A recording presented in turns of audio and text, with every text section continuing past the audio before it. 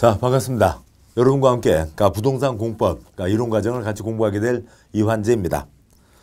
부동산 공법 과목에 대해서 이제 전반적인 흐름은 좀 이렇게 큰 맥은 잡아서 알고 계시겠습니다만, 공부하실 때 주요한 초점 이제 두 가지를 말씀드리도록 하죠. 첫 번째는 부동산 공법에 담고 있는 양이 많습니다. 우리 시험에 나올 수 있는 전체 양을 다 대상으로 하면은 A4 용지 편집해서 2000쪽이 됩니다. 2000쪽이 되는데 2000쪽 모든 내용이 다 계속 시험에 나오는 건 아니니까 그 중에서 시험에 나오는 내용 중심으로 해서 600쪽을 담아둔 겁니다. 물론 600쪽도 뭐 모든 내용을 다 공부하기는 쉽지가 않습니다만, 아무튼 이런 넓은 범위의 양을 담고 있기 때문에 처음에는 공부하실 때 양이 좀 많습니다. 그러니까 꼭 큰 체계를 잡으셔야죠. 큰 틀을 잡고 공부를 하셔야 어느 내용을 보고 계시는지 그 내용들을 잡을 수가 있습니다. 그래서 각 장, 절마다 목차들을 정리해 놨고요. 그래서 그 내용들을 좀 보시면 도움이 되겠고, 또 두 번째로는 시험에 얼마나 출제되었는지 그런 내용들을 다 표시를 해놨기 때문에 공부하시기는 좀 도움이 되겠습니다. 두 번째요. 부동산 공법에서 다루고 있는 내용들의 특징 중에 하나는 우리가 알고 있는 부동산 상식과 관련해서 시험에 나오는 게 아닙니다. 상식이 아니라 이 법을 운영하는 그 전문가들이 쓰고 있는 그런 전문 용어들에 대한 시험이 나오고 있습니다. 그래서 새로운 용어들을 외우셔야 됩니다. 그래서 처음에는 고생이 좀 많이 심하시죠. 한 2번, 3번을 들으셔야 그래야 그 말이 무슨 내용인지 가닥을 잡으실 수가 있습니다. 다 역시 전문 용어라고 하더라도 부동산에 대한 용어들이겠죠. 땅과 건축물에 대한 겁니다. 우리가 일상적으로 다 생활하고 또 접하고 있는 내용이긴 한데 전문 용어들이 나오고 있다고요. 그래서 외국어 공부하듯이 하셔야 됩니다. 외국어 공부인데 자주 접하는 영어나 중국어 이런 게 아니라 거의 지금 해체해서 없어진 소련말 공부하신다라고 생각하시고 공부를 하셔야 되고요. 그래서 외국어 공부입니다. 외국어 공부는 어떻게 하셔야 되고요? 눈으로 하는 거 아니죠. 귀로 하는 거 아닙니다. 외국어 공부는 혀로 하시는 겁니다.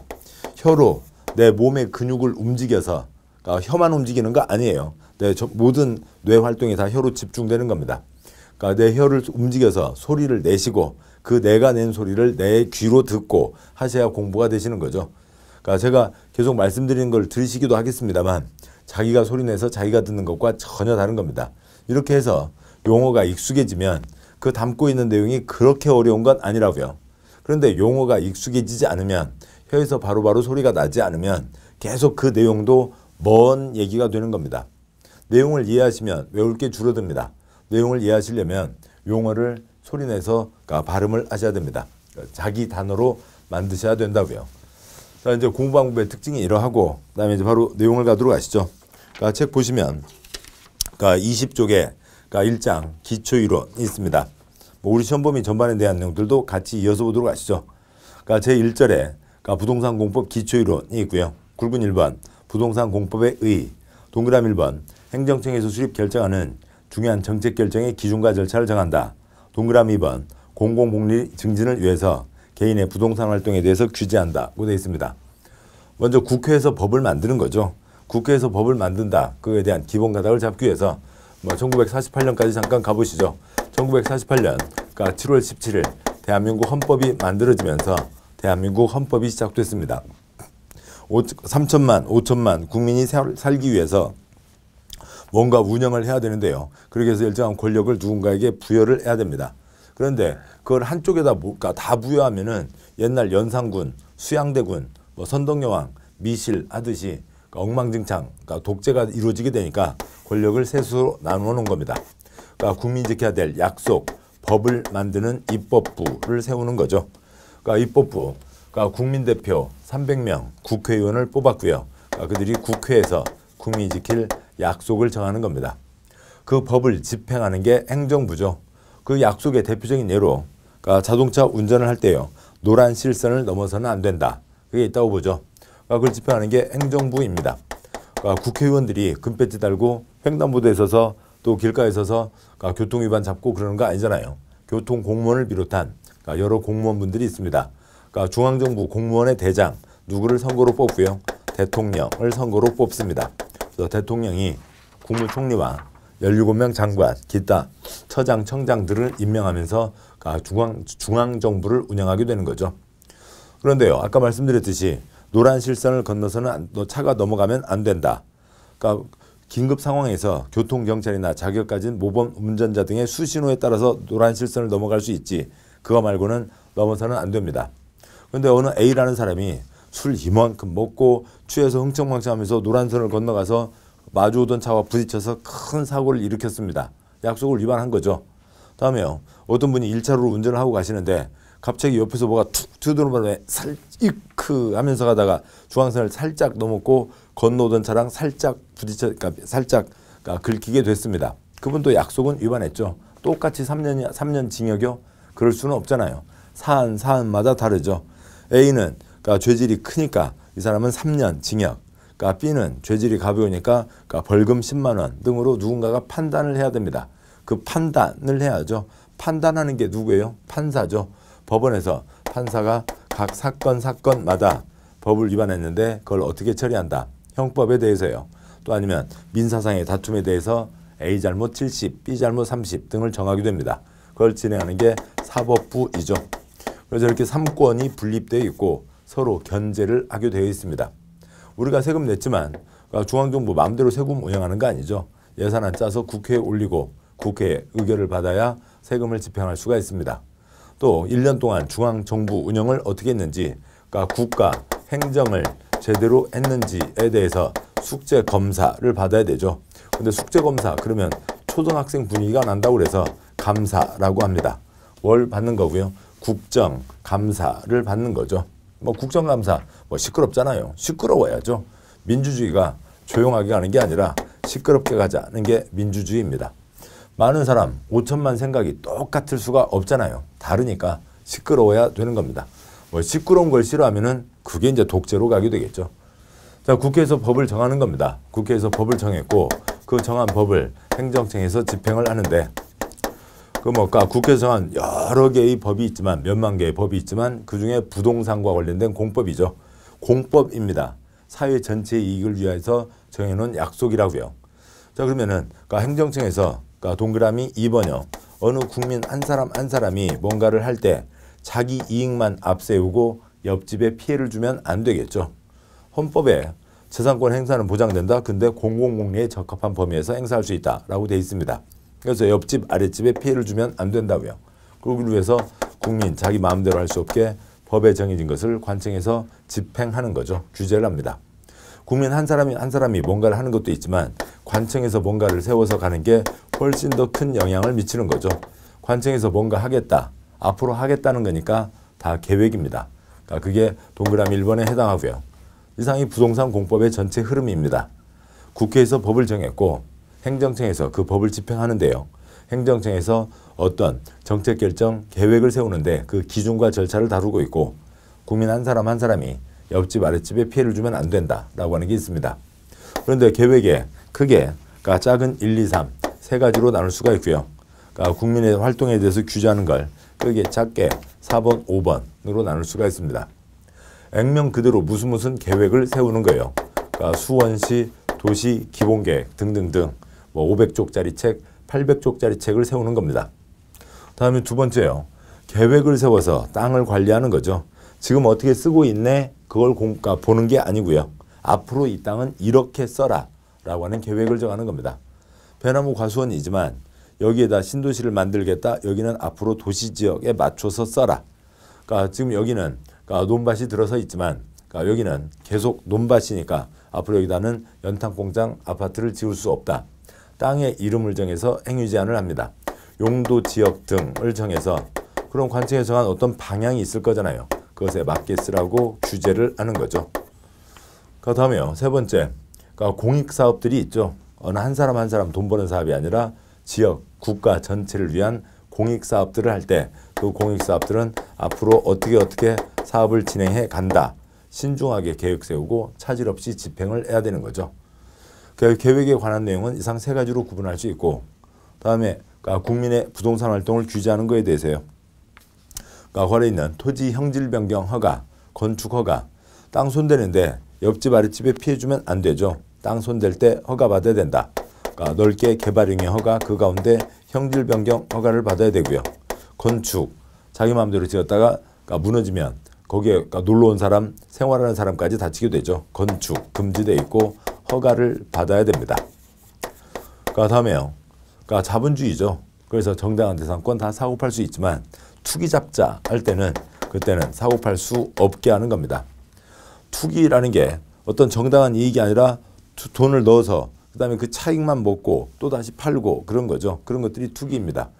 땅값이 계속 올라가고 있다고 치자고요. 그러면 땅값, 집값 오르게 되고 전세값, 월세값 오르는데 우리 월급은 그렇게 오르지 않잖아요.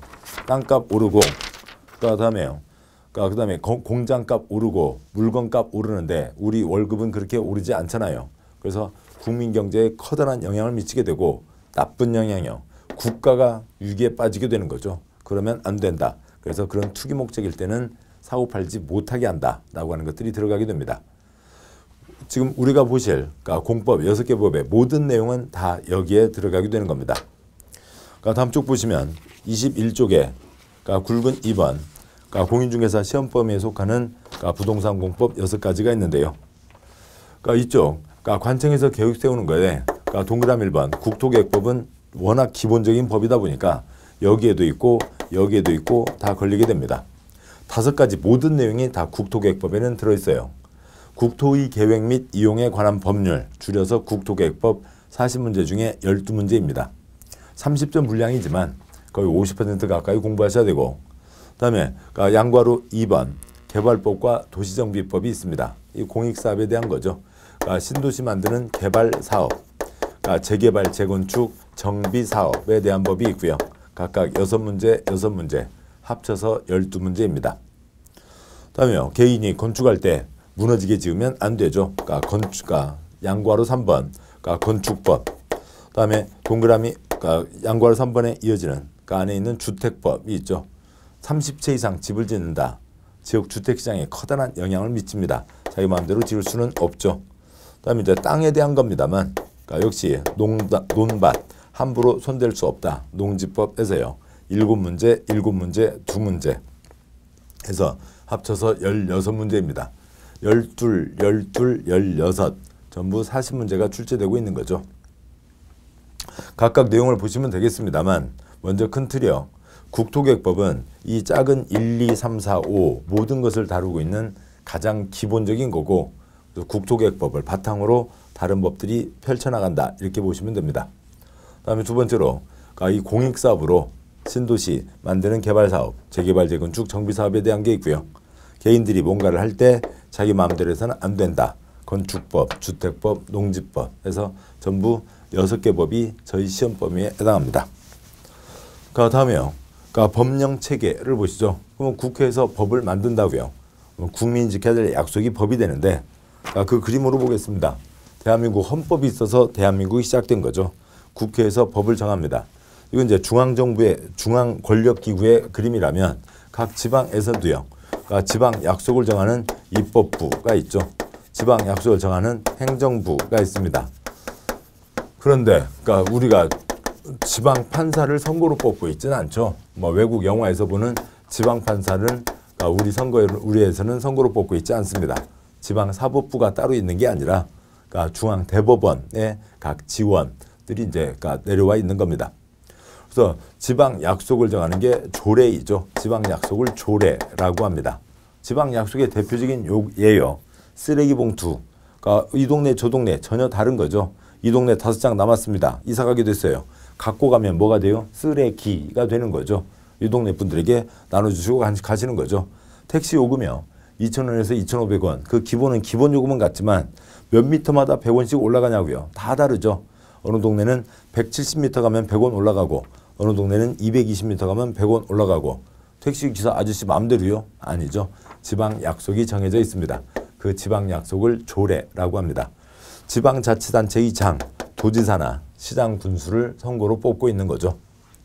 그러면 계속 그리며 국회에서 법을 정했으니까 그건 전국 사람이 다 지켜야 되는 약속이 되는데 또 중요한 거는 국회에서 법으로 정해야죠. 그런데 어떤 서류 신청이 들어오면 허가 신청이 들어오면 며칠 내 처리해줘라. 그걸 15일로 할지 20일로 할지 그런 거는 법을 집행하는 쪽에서 정해도 된다라고 해서 법에서 넘겨주는 게 있습니다. 대통령이 정해서 발표하는 게 대통령령 시행령이라고 부릅니다. 국무총리나 각부 장관이 정해서 발표하는 총리령, 부령이 있고요. 그것은 시행규칙이라고 부르고, 그 역시 대통령 우리나라 한 명이죠.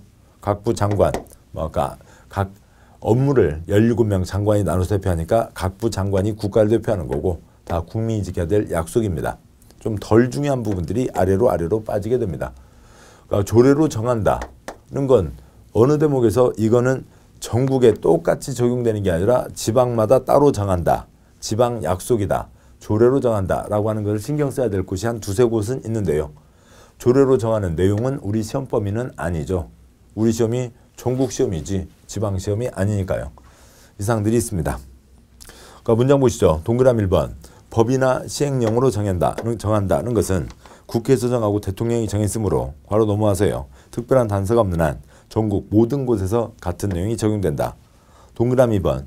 조례로 정한다는 것은 쓰레기봉투 요금이나 택시 요금과 같이 도, 시, 군 각각의 지역마다 약속을 정하므로 지역마다 규제 내용이 다르고 한 지역에서는 같은 내용이 적용된다. 3번. 무슨 계획으로 정한다. 그러면 그 한 건에 대한 겁니다. 배너와 과수원이 있는 들판 100만 제곱미터가 농림지역이 있는데 그 자리를 계획관리지역으로 변경한다든지, 산을 구불구불 넘어가는 옛날 도로가 있었는데 도로 대신에 터널도 내서 넓고 반듯한 왕복 유차로로 40km만큼 새 도로를 내겠다는 내용으로 뭔가 중요하고 특별한 한 건들을 계획으로 정한다라고 표현을 합니다. 물론 지금 이 표현도 약간 어색할 수 있어요. 이제 구체적으로 이제 내용들을 보시면 곧 익숙하시게 됩니다. 부동산 공법이 국회에서 정한 법을 행정청에서 집행한다고 그랬죠. 그러면 이 행정청은 어떻게 짜져 있냐고요. 관청 내용을 보시겠습니다. 22쪽에 굵은 4번 행정체계, 그림도 있습니다만 그 아래 내용이요. 중앙정부가 있죠. 국가가 있고 지방정부가 있습니다. 지방자치단체예요. 지방자치단체는 광역지방자치단체와 기초지방자치단체로 구분을 합니다. 대한민국 한 덩어리로 부르면 국가고요. 대한민국 17개로 쪼개면 광역지방자치단체이고요. 대한민국 226개로 쪼개면 기초지방자치단체입니다.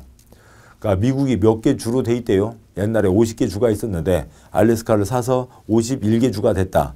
초등학생도 알고 유치원 애기들도 가끔 그런 것까지 아는 애들도 있죠. 대한민국은 몇 개로 쪼개져 있고요. 네, 모르시는 학생들 많습니다. 또 모르시는 어르신들도 적지 않고요. 대한민국 17개, 226개로 쪼개져 있습니다. 국가를 대표하는 건 각 장관이 국가를 대표합니다. 몇만 개의 법이 있는데 대통령이 모든 법을 다 집행한다. 그러면 하루 종일 도장 찍어도 다 처리할 수가 없겠죠. 장관이 국가를 대표합니다. 17명 장관이 각각 업무로 나눠서 국가를 대표하는 거죠. 광역지방자치단체예요. 서울특별시, 그다음에 인구 100만 이상 어찌고 저찌고 되는 6개 광역시, 그다음에 세종, 특별자치시, 그다음에 8개 도가 있고요. 그다음에 제주, 특별자치도가 있습니다. 자, 그래서 하나, 8개, 하나 해서 10개에 여기에 6 하나 하니까 전부 17개가 됩니다. 그 위에 있는 지도를 참고하면서 보도록 하시죠. 지도요. 보시면 서울특별시가 있죠. 여러 가지 의미에서 대한민국 중심 역할을 하고 있습니다. 인구 100만 이상 어찌고 저찌고 광역시가 있다고요. 인천, 대전, 광주, 부산, 울산, 대구가 있습니다. 세종특별자치시 몇 년 전에 시작을 했죠. 도요. 경기, 충청남북, 전라남북, 경상남북, 강원도가 있죠.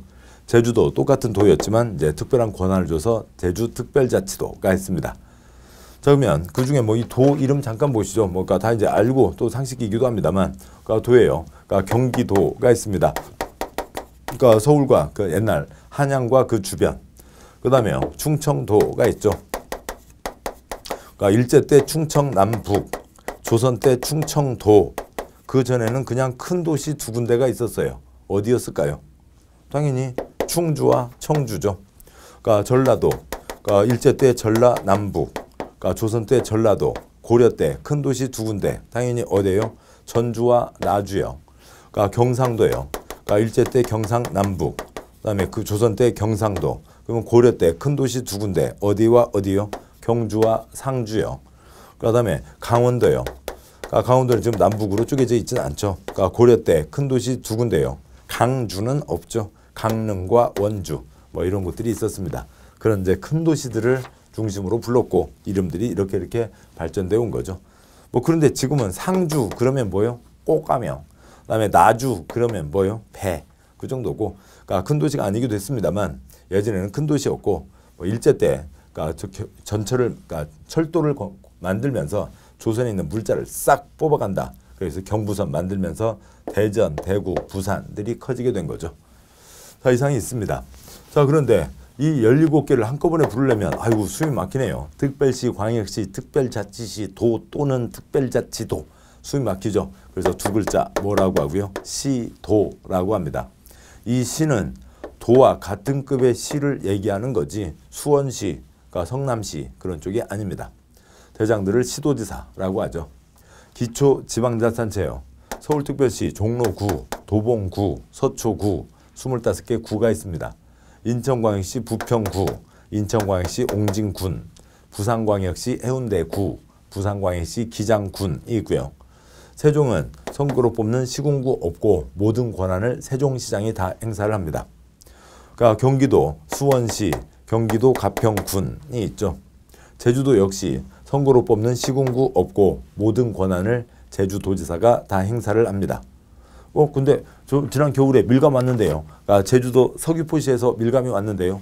거기는 선거로 뽑는 시군구가 아니라 그냥 행정 편의를 위해서 두는 제주시 서귀포시가 있어요. 경기도 수원시 권성구 팔달구, 경기도 성남시 그러니까 분당구, 그다음에 뭐 수정구, 중원구 있듯이 선거로 뽑지 않는 행정구, 행정시 등이 있습니다. 아무튼 여기는 공법하고는 관계가 없습니다. 그래서 장관, 시도지사, 시군구 이게 기본이고 그다음에요. 그러니까 서울에서 어느 건 특별시장이 결정하고 어느 건 구청장이 결정을 해야 되는데 제주에서는 그거를 세종에서는 다 세종시장이 하고 제주에서는 다 제주도지사가 하는 거죠. 그러니까 공법 어느 자리에 세종특별자치시 얘기가 없어도 제주특별자치도 얘기가 없어도 그건 아무 차이가 없습니다. 국가가 하는 건 국가가 하고 지방이 하는 건 양쪽 다 세종시장, 양쪽 다 제주도지사가 아니까요. 하나 더 가죠. 그러니까 시 인구 5만 이상의 어찌고 저찌고 되면 시가 됩니다. 인구 50만 이상의 시를 대도시라고 하고 대도시 시장에게는 특별한 권한을 주고 있습니다. 그래서 그러니까 뭐 어느 경기도에 그러니까 화성시가 있다고 치죠. 인구 50만 안 됩니다. 도로 계획은 세우지만 도로 결정은 할 수가 없고 도로 결정은 도지사에게 올리고 도지사가 결정을 하는 겁니다. 근데 50만 이상 대도시의 경우에는 도로 계획 자기가 세우고 자기가 직접 결정할 수가 있습니다. 그래서 대도시 시장에게는 특별한 권한을 준다는 겁니다. 다음 쪽 보시면 23쪽 4-1번 행정체계 국가, 동그라미 2번 광역지방자치단체 시도, 동그라미 3번 기초지방자치단체 시군구, 동그라미 4번 인구 50만 이상의 대도시. 뭐 13곳이 있는데 그걸 뭐 외우자는 건 아니고요. 뭐 아무튼 경기도에 많겠죠. 그다음에 경기도를 제외한 곳으로 마창진 통합했죠. 마산, 창원, 진해, 통합 창원시, 청주, 전라북도 전주, 충청남도 천안, 경상북도 포항 등이 있습니다. 자, 그리고요. 동그라미 5번. 그러니까 아까 말씀드렸던 자치구가 아닌 선거로 뽑는 게 아닌 일반구가 있는데 그건 초점이 아닌 거죠. 4-10번 중요한 정책 결정을 누가 할 거냐는 거죠. 그러니까 특히 대한민국 땅 국토의 개발과 보전에 대한 결정. 푸르게 나무 잘 자라고 있던 곳 싹 밀고 거기다 콘크리트 붓는다. 보전돼 있던 땅을 개발로 바꾼다는 거죠. 누가 할 거냐고요. 국가가 아니에요. 지방자치제도가 시행되고 있는 거죠. 어디다 학교 만든다. 교육부 장관이요? 교육감이요? 교육감이 하는 거죠. 결정하는 겁니다. 따라서 국토의 개발과 보전에 대한 결정 4-2번이요. 그러니까 광역지방자치단체장, 시도지사와 대도시시장이 결정하는 게 기본입니다. 그러니까 시도지사, 대도시시장, 시댁이 결정하는 겁니다. 동그라미 1번. 그러니까 둘째 줄 부동산 공법의 중요한 정책 결정은 시댁, 시도지사, 대도시시장의 게 원칙입니다. 그 아래 표의 둘째 줄이요. 국토계획법, 도시군관리계획 결정, 시댁이 합니다. 시댁이 하는 게 원칙. 그러니까 두 번째 법이요. 그러니까 개발법, 개발구역 지정, 시댁이 하는 게 원칙. 세 번째 법, 도시정비법에 정비구역 지정, 시댁만 합니다. 네 번째 법인 건축법은 따로 빠져 있고요. 건축법은 아니고요. 다섯 번째 법, 그러니까 주택법, 사업계획 승인, 한 번에 30채 이상 지으려면 사업계획 승인 받아야 된다. 시댁, 이 원칙. 여섯 번째 법이요. 농지법, 그러니까 시댁, 농업진흥지역 지정. 여기는 콘크리트 꿈도 꾸지마 농사만 짓는다. 근데 시도지사, 대도시장이 아니라 시도지사만 지정을 하네요. 왜냐하면 대도시장이 없다고요. 왜 그러냐면 없는 게 아니라 지정할 일이 없죠. 수원 평야, 성남 평야가 없으니까 대도시장 빠지고 시도지사가 결정을 합니다.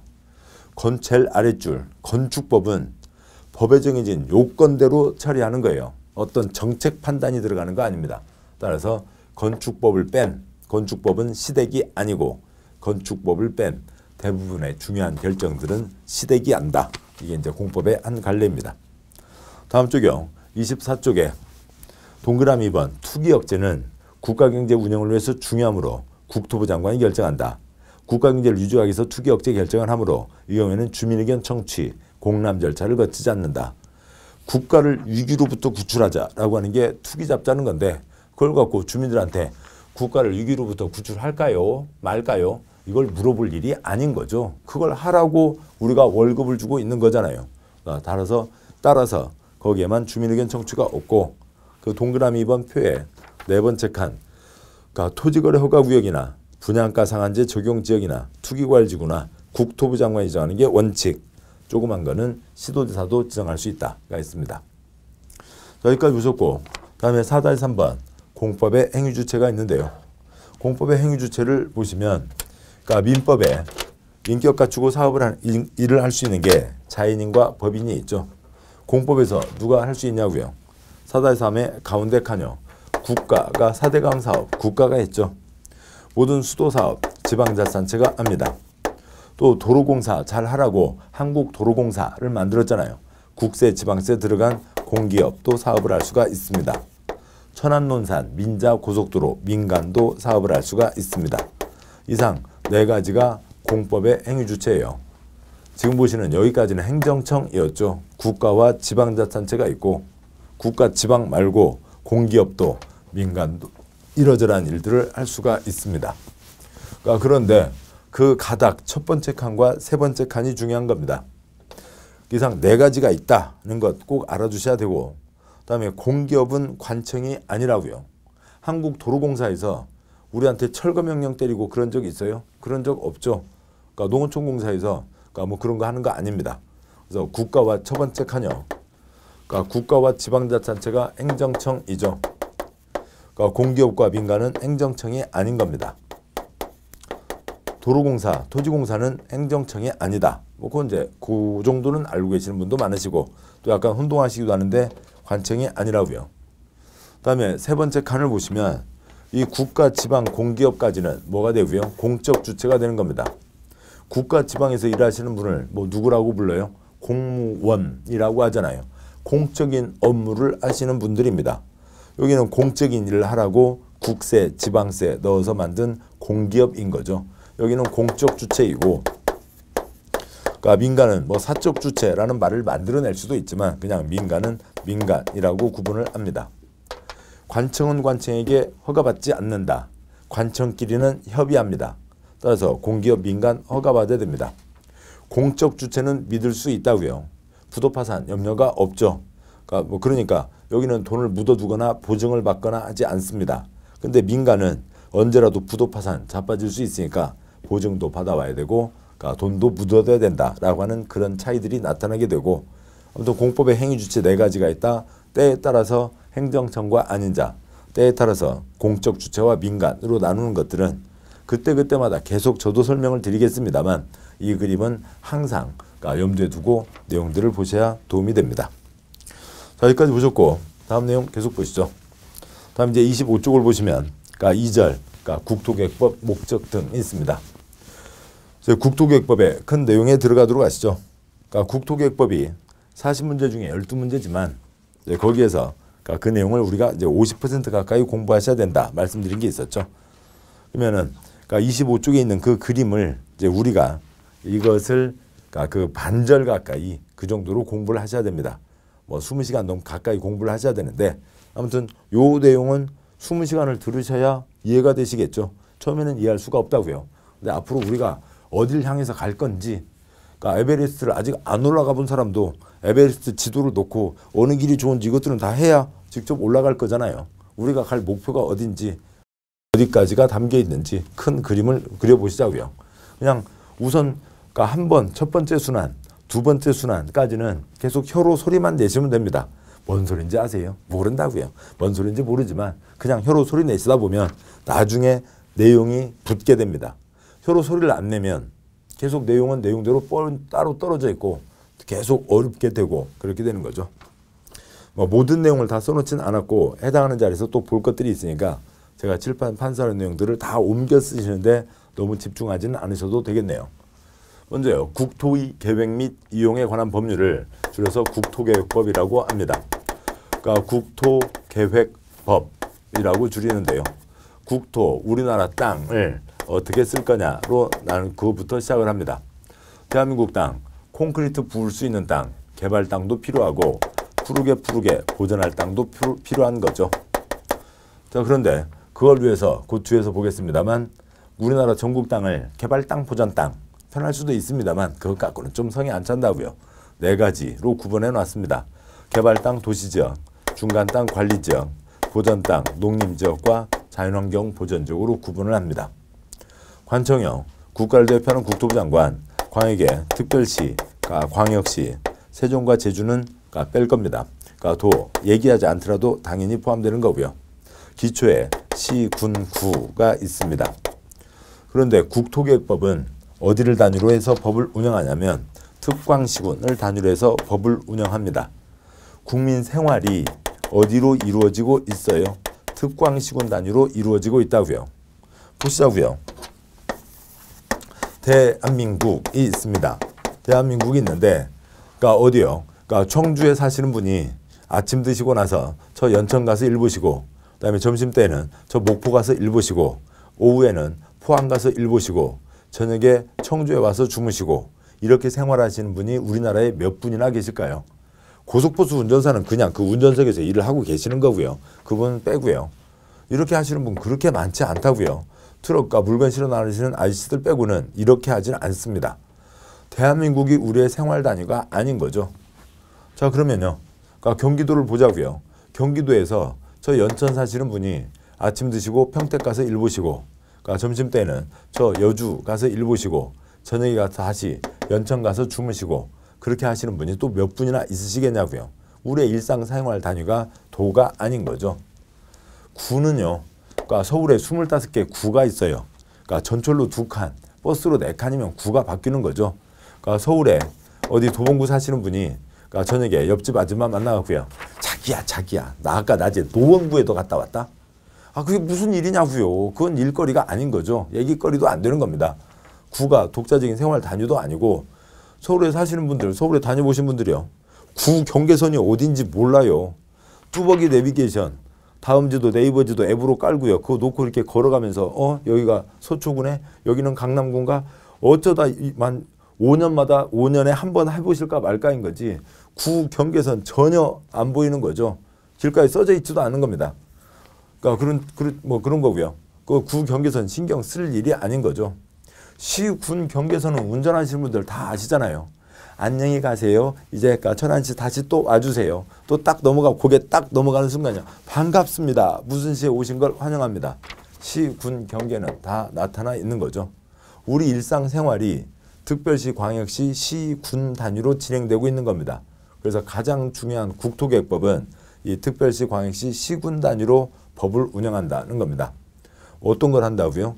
그 수원시 어디를 어떻게 개발하고 보존할지에 대한 계획을 세워라. 가평군 어디를 어떻게 개발하고 보존할지에 대한 계획을 세워라. 그거에 대한 법입니다. 그러면 대한민국 개발 보존은요. 다른 법, 다른 계획 따로 있어요. 우리 시험법이 아니에요. 그러니까 경기도, 충청남도는요. 다른 법, 다른 계획 따로 있다고요. 우리 시험법이 아닙니다. 구는요. 그러니까 구는 그러니까 구청장 뭐 힘들 세죠. 그러니까 시장과 같은 급이니까요. 그렇지만 국토계획법에서는 구에서는 쓰레기 잘 치우고 사람들 불편하지 않게 잘 도와주면 되는 겁니다. 독자적인 생활 단위가 아니라고요. 그러면 서울특별시 하나, 광역시 6, 그다음에 시 70여 개, 군 80여 개 합치면은 전국 161개 각각의 특광시군에서는을 얘기하는 겁니다. 그것을 매번 각각의 특별시, 광역시, 특별자치시, 특별자치도 시 또는 군에서는 얘기가 복잡하니까 세 글자로 도시군이라고 합니다. 도시군에서는 이라고 표현한다고요. 개국 콘서트 두 글자 줄여서 개콘, 응답하라 1988 응팔 그렇게 하듯이요. 특별시, 광역시, 특별자치시, 특별자치도 시 또는 군 숨 막히잖아요. 세 글자 뭐라고요? 도시군이라고 하는 겁니다. 그래서 각각마다 거기서 여러 가지 하겠죠. 문화 행사도 해야 되고, 그러니까 아이들 그러니까 급식에 그러니까 친환경 농산물 좋은 것도 먹여야 되고, 또 할아버지 할머니들 위한 복지 사업도 해야 되고 여러저러 간 거 해야 되겠지만 다른 것들 다른 법에서 알아서들 잘들 하시라고요. 국토계획법에서는 서울특별시 6개 각 광역시, 70여 개 각 시, 80여 개 각 군마다 다른 곳에 쳐들어가지 말고 그 시에서 그 군에서는 어느 땅은 어떻게 개발하고 어느 땅은 어떻게 보존할지에 대한 계획을 세워라. 그게 국토계획법입니다. 들으실 때는 뭐 그럴 수 있겠네. 그거면 공부예요. 그게 공부예요. 그거를 소련말로 다 외우시고는 아직은 외우시지 않은 거죠. 또 이거를 집에 식구한테 설명을 해야 65점이 나오냐고요. 설명하지 않아도 그냥 65점 맞으시면 되는 거죠. 전국 161개 각각의 특광시군에서는 그것을 뭐라고 하고요? 도시군에서는 어디는 어떻게 개발하고 어디는 어떻게 보존할지에 대한 계획을 세워야 된다. 근데 계획에는 20년짜리 큰 그림, 도시군 기본계획이라고 하는 것도 있고요. 그러니까 1년에 1000건, 5000건, 그러니까 도시군 관리계획이라고 하는 것도 있습니다. 그러니까 일단 내용들은 그러니까 그 좀 가보셔야겠죠. 그러면 그러니까 도시군 관리계획이라고 하는 것에 가장 초점은 뭐냐면, 그러니까 우리가 큰 흐름들을 잡으면서 가야 되니까요. 이거는 그 뒤에서 보실 절차를 강조하는 겁니다. 우리가 곧 보실 요 내용들은 신중하게 결정을 하라고요. 그날 우리 생활에 중요한 영향을 미치니까 함부로 결정하면 안 되고, 그러니까 그날 기분 따라 결정해도 안 되고 신중하게 결정을 해야 된다. 민주주의죠. 국민이 주인이죠. 그런데 그러니까 뭐 영화 내부자들 또 아니면 뭐 그런 어떤 뭐 것들 보면은 일부 못된 그러니까 사람들, 권력 가진 사람들 지인들 이익을 위해서 이렇게 저렇게 휘젓는 경우들도 있잖아요. 그러면 안 되는 거죠. 민주주의니까, 국민이 주인이니까 시끄러워야 되죠. 시끄럽게 결정을 하라고요. 관청에서 술집에서 이렇게 저렇게 결정하는 게 아니라 국민이 참여해서 왜 그렇게 계획을 세우려고 하냐. 이렇게 해야지. 내 생각은 이렇다. 아니다. 내 생각은 이렇다. 시끄럽게 결정을 하라고요. 그러니까 그런 식으로 결정하라는 절차에 초점이 가 있는 겁니다. 그 내용을 우리가 천천히 가도록 하시자고요. 도시군 관리계획으로 결정해야 될 사항이 일정한 절차를 거쳐야 될 게 용도 지역, 용도 지구의 지정 변경, 용도 구역의 지정 변경, 땅에 이름 붙이고 행위 제한을 합니다. 그다음에요. 그러니까 입지 규제 최소 구역의 지정 변경, 그러니까 그리고 그렇게 정해진 그 단지에 대한 도면, 지구 단위 계획 구역의 지정 변경, 그러니까 그리고 그렇게 정해진 그 단지에 대한 도면, 이런 것들도 다 어디 단지를 정하고 이렇게 지어라 라고 하는 도면을 내는 것도 그 특유의 절차를 거쳐야 된다. 도로, 수도, 하수도, 학교, 도서관, 우리 생활에 꼭 필요한 시설들이죠. 기반시설 53가지 설치, 정비, 개량이나 어디에 도로 만든다. 아니면 무슨 산업단지, 주거단지, 아니면 시가지 개발, 그러니까 개발사업, 단지, 시가지를 개발하는 개발사업이나 재개발, 재건축, 정비사업들은 곧 보실 신중한 절차를 거쳐야 된다. 아직은 계속 뜬 얘기입니다만 절차, 기초조사, 주민의견 청취, 의회견 청취, 협의 거치고 심의 거쳐서 결정해야 된다. 이런 절차를 거치라는 얘기를 우리가 곧 볼 거예요. 그래서 얘네들은 신중하게 결정해야 된다. 1년에 1000건, 5000건, 그러니까 하루에 3건, 15건씩 결정이 되는데 그 하나하나마다 2년, 3년, 그 하나하나마다 예산 5억, 8억을 써서 신중하게 결정해야 된다라고 하는 것을 향해서 우리가 공부를 해 갈 겁니다. 지금은 그것을 향해서 나아갈 거다라고 하는 큰 그림만 잡도록 하죠. 그러니까 국토의 계획 및 이용에 관한 법률, 그러니까 이용, 그러니까 개인이 자기 땅 이용하는 것을 개발 행위라고 부릅니다. 그러니까 가끔 얘기하죠. 삽질하고 있네. 땅에 삽질을 하고 있다고요. 땅에 삽질을 하지만 성격이 달라지죠.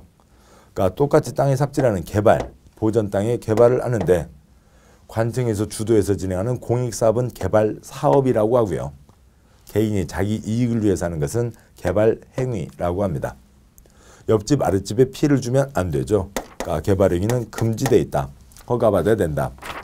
어디 산자락을 깎는데요. 아무 좋지 않고 빨갛게 깎아만 놨다고 치자고요. 자기 땅이니까 자기 마음대로요? 안 되잖아요. 큰 비 오면 무너져 내려서 아랫집 옆집에 큰 피해를 주잖아요. 몇 년 전에 서울 우면산 산이 그러니까 깎여 내려간 정도가 아니라 아예 산이 터져 나가서 아파트 단지를 덮치는 그런 화면을 TV 뉴스에서 우리들이 많이 봤었습니다. 자기 마음대로 해서는 안 된다고요. 허가받아야 된다. 그리고 국토계획법에 땅에 대한 법이니까 땅에 대한 투기를 잡자 토지거래 허가제가 있습니다. 그러니까 이 사항들을 그러니까 국토계획법에서 보실 거예요. 위에 광역이라고 하는 게 있는데 그거는 이 기본 그림에서는 예외에 해당합니다. 말은 많지만 다시 정리하죠. 국토의 계획 및 이용에 관한 법률. 대한민국 땅, 보전 땅을 개발로 바꾸는 게 대부분이죠. 어디 아파트 단지 털어갖고 숲 만들었다는 소식 들어보신 적 없으시잖아요. 보전 땅을 개발로 하는데 대한민국 개발, 경기도 개발이 아니라 도시군, 특별시 광역시 시군 개발에 대한 얘기입니다. 대한민국 땅을 누구도 손대고요. 관청도 손대는 거죠. 관청이 손대는 게 훨씬 더 큰 영향을 미치는 겁니다. 관청은 신중하게 계획 세워라. 대한민국 땅, 개인도 손대는 거죠. 개인이 손댈 때는 옆집, 아랫집에 피해를 주면 안 된다. 허가받아야 된다. 이런 내용이 국토계획법에서 공부하실 내용입니다. 그러니까 뭔 소리인지 좀 이해가 안 되시죠? 처음에는 그렇습니다. 지금 이 똑같은 순환을 세 번째 들으시는 분은 그렇지 뭐 다들 가닥을 다 잡으시게 되는 거죠. 횟수에 달려 있습니다.